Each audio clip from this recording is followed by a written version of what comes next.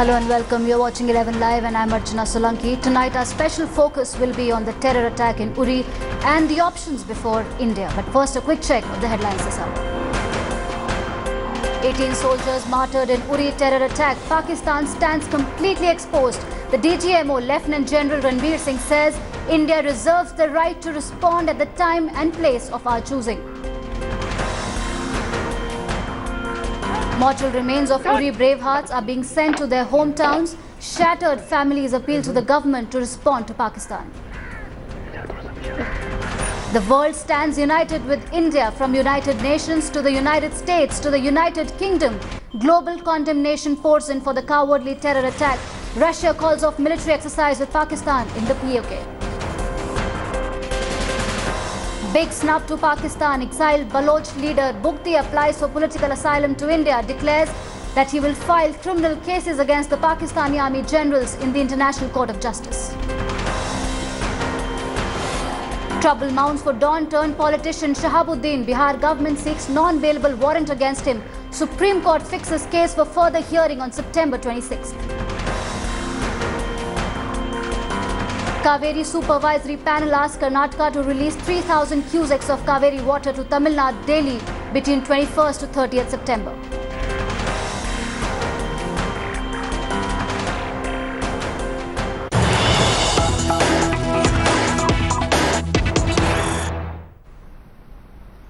Alright, leading the 11 p.m. bulletin with some breaking news coming in from Jammu and Kashmir's Handwara. Terrorists have reportedly fired at a police post in the border region, which is some 100 kilometers from the state's summer capital Srinagar. It's believed that the terrorists fled, taking advantage of the darkness, but there are no casualties reported. That's the breaking news at 11 Live that we are getting for you.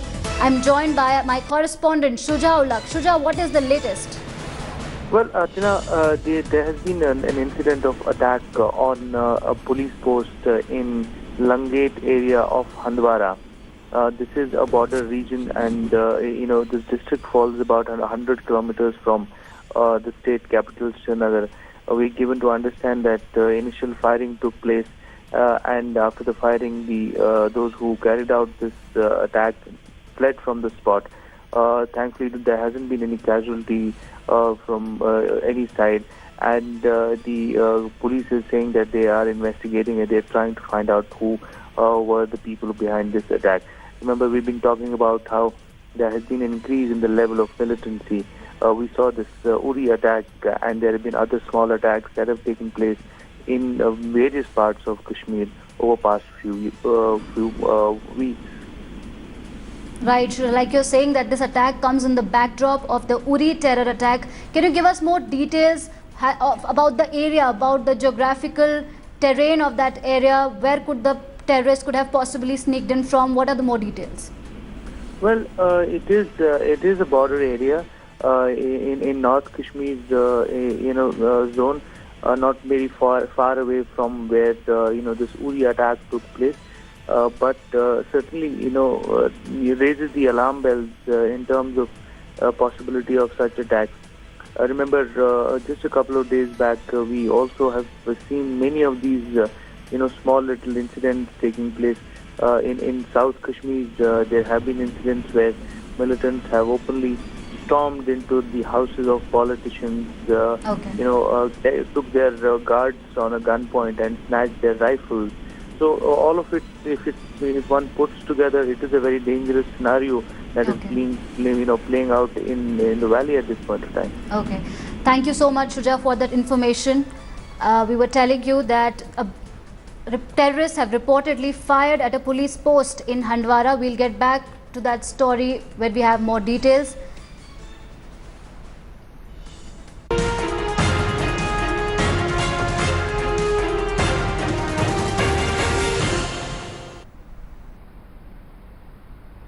For long, India has avoided taking firm and decisive action on terror training camps in Pakistan.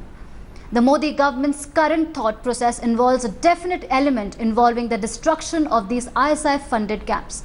India will finally set the ball rolling to formally designate Pakistan a terror state, both nationally as well as on the global fora through the United Nations.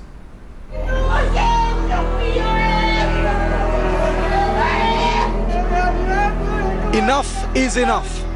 A phrase you hear every time India is bled by Pakistani terrorists.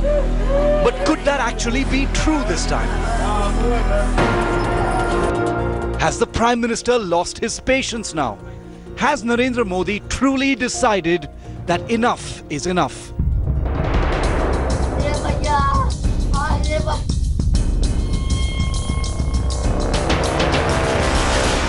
While media organizations speculate on how India should respond, India Today gets you the solid facts. A 4-point inside view of Prime Minister Modi's actual thought process from top sources in the security establishment. Point 1, the first confirmation, is that India will mount punitive strikes on Pakistan. The details are necessarily classified and sensitive, but it is clear that the government won't let Uri be another 26/11 or Pathankot. ये एक action है, एक act of war है पाकिस्तान का, और हमारा रवैया वैसे ही होना चाहिए जैसे लड़ाई में है. Point number 2, the National Investigation Agency is investigating the Uri attack, but India will not supply Pakistan with evidence dossiers. India Today can confirm dossier diplomacy is off the table. और कहीं शायद हमारी डिप्लोमेटिक रिलेशनशिप में कोई कमजोरी रह गई, तो मैं समझता हूं कि परिस्थिति ऐसी आ गई है कि चाहे वो भारत हो या अमेरिका, दोनों ही देशों को सिर्फ शब्दों से काम नहीं चलेगा. Point number 3, for long India has dilly-dallied on taking firm military action on Pak-sponsored terror training camps in Pakistan-occupied Kashmir. The Modi government's current thought process involves a definite element involving the destruction of these ISI-funded camps.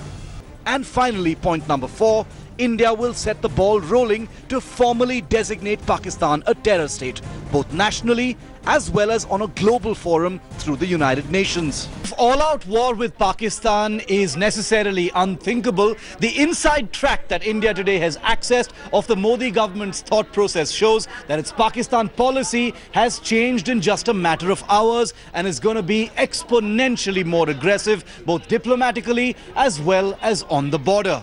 The question now is, will that thought be translated into action? In New Delhi, Shiv Arur for India Today.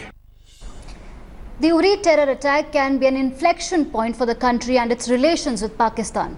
From bypassing Pakistan in the SAARC to diplomatically isolating them on a global level. The Indian government now has a wide range of options to retaliate against Islamabad. Take a look.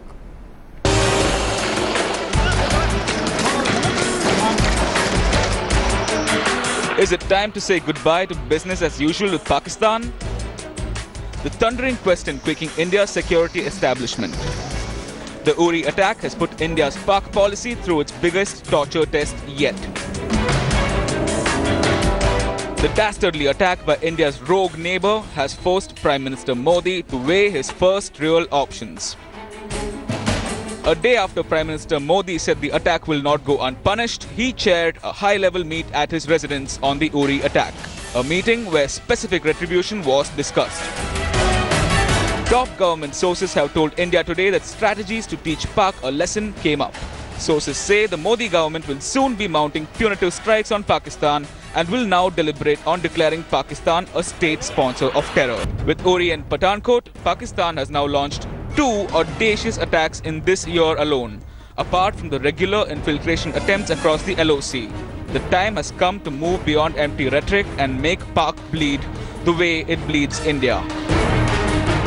Pakistan cannot go unpunished this time. That much India is certain of. From a display of hard power to flexing its soft power muscle, layered alternatives are available with India. Will the government now junk the policy of turning the other cheek when slapped by Pakistan? With Gaurav Sawant in Delhi, Shiv Arur for India Today. Welcome back and thank you so much for watching India Today. 18 soldiers were killed in their sleep by coward terrorists in Uri. They fought like heroes but left behind their grieving families and an entire country mourning for them.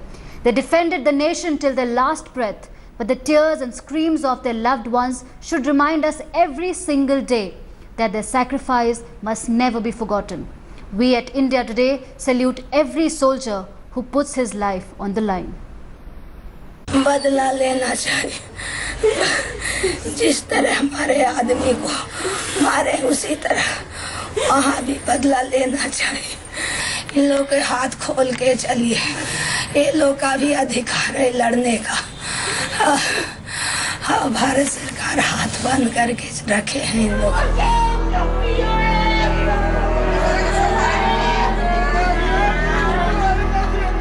Families of the braves who perished in Uri,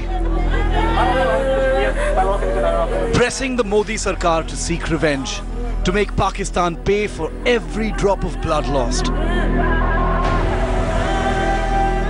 A clamour to unshackle our soldiers. Martyr Nayak Sunil Kumar Vidyarthi's daughter joins her mother to hoist high a tough anti-Pakistan slogan. जैसे कि उन लोग हम लोग के देश पर attack करते हैं अचानक, वैसे हम लोग को भी करना चाहिए, तभी पाकिस्तान सुधरेगा। IIT ज्वाइन करना चाहती थी, दिल्ली IIT, लेकिन अब पता नहीं हो पाएगा।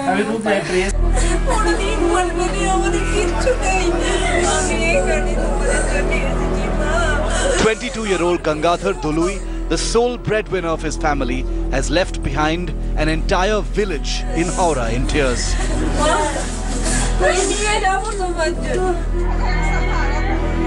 West Bengal, Maharashtra, Bihar, Jharkhand, Jammu. India is seething. There's rage simmering in every heart for India's lost sons.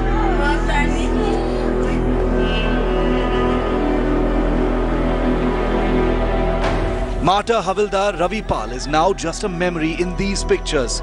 These eyes cannot hope to see him smile at her again.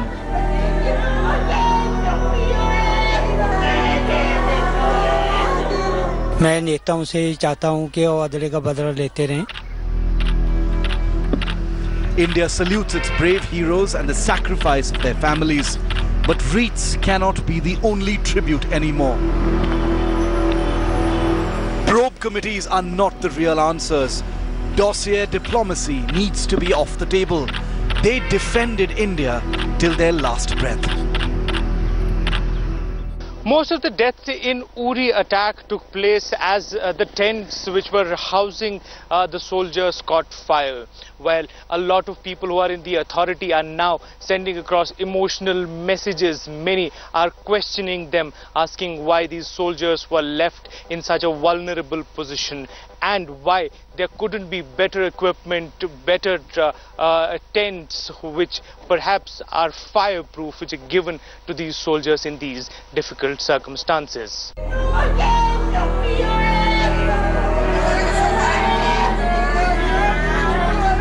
Now their families are screaming to be heard, seeking retribution, a befitting reply and an end to the mindless butchering of our Jawans by the enemy. Bureau Report, India Today.